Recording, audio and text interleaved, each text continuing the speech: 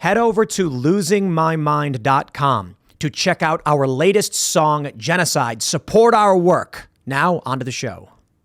Well, I'll tell you, I just checked. Crowder's got 300,000 live viewers. Mm-hmm. Yep. That means, compare him to the Young Turks. Sorry. Look, I'm not trying to be mean to the Young Turks, but 12,000.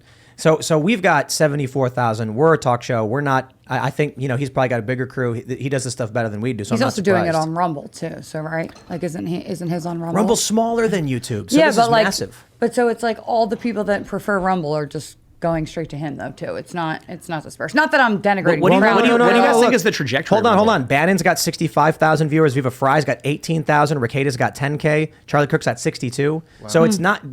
Rumble is very, very active. YouTube, I think, is starting to realize that they've been shooting themselves in the foot with their policies. Think about this. They gave Crowder a strike so that he would not, or for whatever reason, but now because of it, he couldn't be on YouTube. So Rumble's getting all of that traffic. That has to be one of the worst business decisions you've ever made. For what? The Young Turks? The Young Turks. Look, I'm not trying to be a dick to Jenk, but they've got like 10, 12K viewers. And they're doing midterm coverage. They're a featured channel. When you buy YouTube TV, this is what we use on all our TVs for digital streaming. I get YouTube TV. Me too.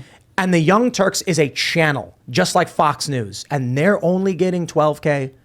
This is what YouTube deserves. They deserve to lose in their business for the dirty games they play. So what does Chris Pavlovsky have to do to take it over the top, to get Rumble to that next level, do you think? Well, the challenge is... One of the reasons a lot of these shows are doing really well right now in Rumble is overtly political refugees. Mm-hmm. They really need to, I think, focus on attracting apolitical talent, comedy, entertainment, and shows. But it seems like their big strategy was to go to podcasters and, political commentary. And it's good. Politics is pop culture right now, so it's a smart move, but you need something wider than that. That's why... Steve Will Do It just went over there because he got banned. Well, there you go. But there's people there. Mm-hmm. Right? So we have 300,000 subs on our Timcast IRL Rumble channel and my personal channel. And then I got another channel with 70K, but we just moved everything to one, consolidated. And I look at some of the videos and they get between 5,000 and 10,000 views. Mm-hmm. A lot less than what I get on YouTube. I get 200 to 300, sometimes even 500. How about the one you did with Darren Beatty? Yeah, that was taken off of YouTube for censorship reasons. And it was put onto Rumble where it got like 2.3 million, which I believe was our biggest podcast until we did Alex Jones and Joe Rogan. Why did you get so many with Darren, do you think, on Rumble? That's from Darren Beatty from Revolver.news, if anyone's curious. Why do you think that you got so many?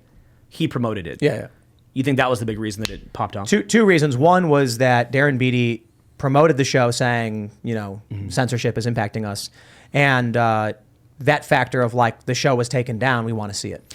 So I think the big thing holding back Rumble is that and this is just personal opinion, I'm not an expert on this, but I feel like if they just made it look more like YouTube, as close as they could get it to YouTube without being YouTube and having maybe a legal problem.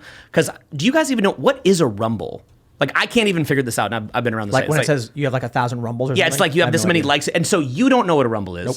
I don't know what a Rumble is. Does anybody here know what a Rumble is? No idea. It's like an upvote almost. It's an upvote? Yeah, I've been on Rumble I think it might be like a link share or something. I don't know. Okay, I think... They're calling Texas for Abbott. Yeah, yep, Looks like Beto went down. Yes. Beto lost? Yeah. This can't be accurate. No way. Isn't this like the second People time don't want to be disarmed?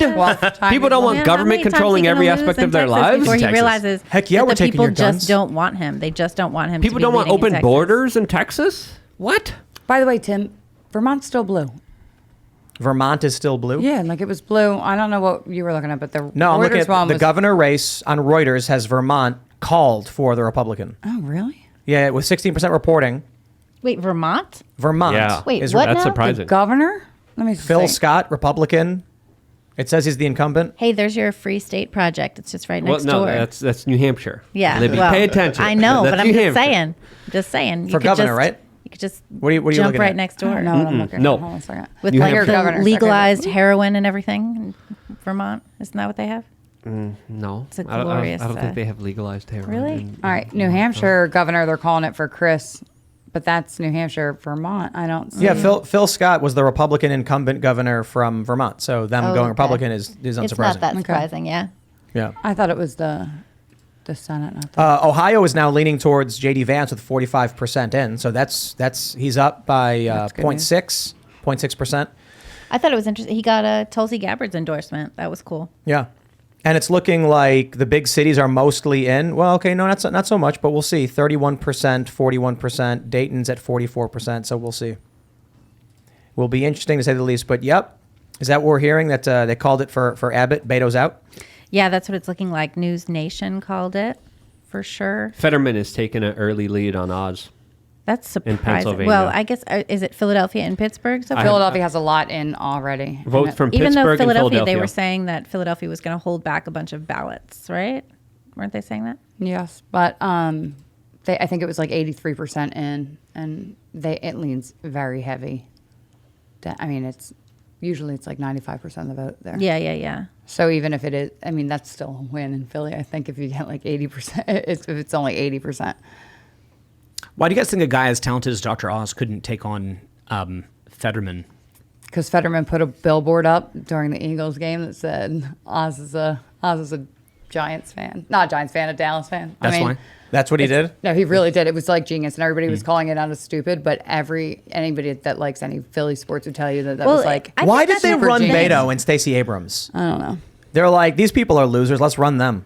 They lost last time, so they're doing it again. Who else do they have though? Like. Yeah. Honestly, They don't have they don't anybody have else. they don't talent. Have, I mean, it's talent. pretty interesting. Like, most of the political talent right now, I think, is on the conservative side. There are some talented politicians on the Democratic side. Like, I think Tim, you and I maybe disagree with this, but I think AOC is pretty charismatic and relatively talented as a politician. She keeps winning. You think I disagree with you on that? Did you disagree with me on that? No. I feel like we disagreed on that like maybe a year ago. Maybe it was somebody else in a beanie. I don't smart know. in the I just got an image. academically smart way. Maybe I'm that not was saying just she's a good- academic. I'm saying I think she's She knows how to market herself. from the conversation about who's next. I just got an image of the Democratic Party going around intensive care units in the hospital and nursing homes, being like, "Who else are we going to get? Yes. Who else can we pick here? 100%. Please, we need somebody Correct. to please represent us." So you could be the empty shell that, of course, pushes the Great Reset Mm-hmm. agenda This is- and, of course, look, screws everyone over. Let me tell you what grinds my gears, y'all. Right now, 36% of expected votes have been counted, and that's 45,000 for Alexandria Ocasio-Cortez and only 14,206 for Tina Forte. And that means that AOC will have won the seat of Congress with about 135,000 votes in a district of 770,000, in a district with an estimated 180,000 conservatives or Republicans. So if there was maximum GOP turnout, a Republican would have won. But people don't vote. People don't vote, and conservatives don't really Well, show the up GOP, in New York either. they don't go there and tell people to vote because they don't think it's worth it. And then you get We AOC. saw that for sure with the Zeldin campaign, right? Like, I know for months some of the journalists that I know in New York were like, "Why isn't anyone covering Zeldin?" They would pitch stories on Zeldin, and outlets would be like, he doesn't have a chance," and they wouldn't take the stories. It was only recently. It was only within like the past month that anyone was willing to run Zeldin content. I'm feeling confident on Bolduc, but we'll see.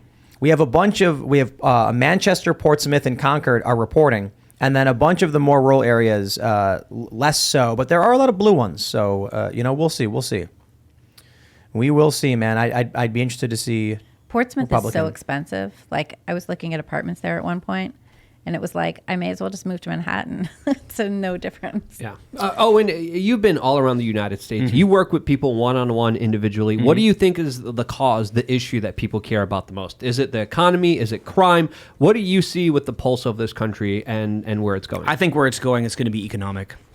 Yeah, the economy thing is terrifying, actually. Yeah. It It should be for anyone paying attention. I think it should be, but maybe I'm stuck in like libs of TikTok world, but I definitely think that it's the gender stuff. I mean, even when I talk to people in the street, that's all they're talking about. I think it's going to be left has gone too far. It's going to with that. become economic if we go into a downturn.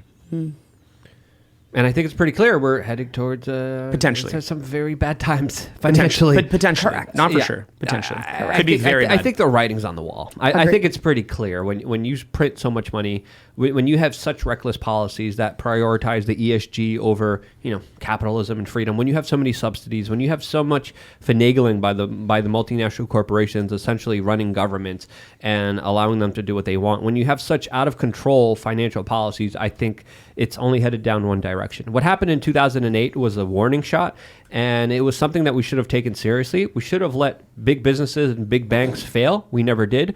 We paved over a big bubble with a bigger bubble. And I think that bubble is, going to pop eventually. When it's going to pop, I don't know. But I think a lot of people are fearing it. I think it's looming. I think it's there. And I think there's no way we could ignore the elephant in the room when it comes to the larger financial ramifications of these reckless policies that have brought us here. Yeah, the 2008 thing, we sold out American youth in favor of pumping up big businesses. Yeah. It was really a crime. Yeah. The Federal Reserve. We need Ian in here. The Federal Reserve, Ian, we were talking about it. Luke, do you think that it was deliberate that they printed that much money?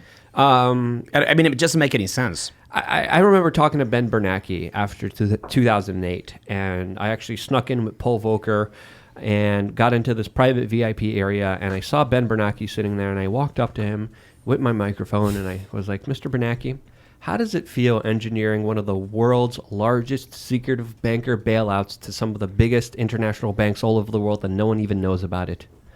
He got so flustered. He got so pissed off. He grabbed my microphone and tried to literally steal it out of my hands and was up in arms, calling and screaming for security. And people don't know about the secret bailouts in 2008. Those secret bailouts were still going on and probably still are going on right now during COVID. They will have grave implications on our entire economic system. And then when he got really uncomfortable, when security came, they had to literally pick me up, lift me out of there. And I was like, okay, we could talk about Bilderberg if that's another topic that you want to discuss here. He got even more mad because this was my third confrontation with him where we got face to face and we're screaming at each other. Those old videos that you posted are some of the most insane things I've ever seen on the internet. They were fun. They were very exciting. So, and this is really crazy because Luke is just a guy who just went and did it. Yeah. He just walked up to these people, asking questions. You just hopped on a boat, went to Epstein Island and started filming everything. It's about persistence. You want something, you could get it in life if you really, put But yourself you were out on there. Epstein Island? Oh God, not this. I love Wait doing a minute. it. I was like, I go, like, this Maybe I is missed something. Luke. He's been to Epstein Island. I don't And like they go, Yeah. Is that I'm like, true? oh, here's the. I'm not Bill Clinton. I'm not a pervy old okay, man. but you were there. Yes, I did go to Epstein. No, I Island. used to- We're going to have to talk later because I'm going to need I wasn't invited. download. I wasn't invited. I crashed it. No, the video's completely Yeah. insane. How do you Yep. crash? You take a boat. And you go there. And So you're I would have done that. And I started That's like- searching. And I that's a started move. searching for tunnels. It's like, where's the tunnels? Where's all the hidden Did you find the evidence? tunnel? I found a door that goes into the ground on top of the biggest hill there. But it's a huge area. I was running throughout the whole space, and I only got to see half of it. Is that What? creepy And then- castle Why thing don't I know fake? this? You don't know No, the it's castle real. thing? It's painted. Yeah. So it looks like it's a big castle, but no, it's real. It's up there. But the walls were boarded up. I was trying to get in there. I was trying to rip it apart. I didn't have the tools to do that. I used to legit worry about you, bro. Thanks for watching this clip from the Timcast IRL podcast. Hang out with us live Monday through Friday at 8 p.m. and become a member over at timcast.com for uncensored, members-only shows exclusive. Thanks for hanging out, and we'll see you all next time.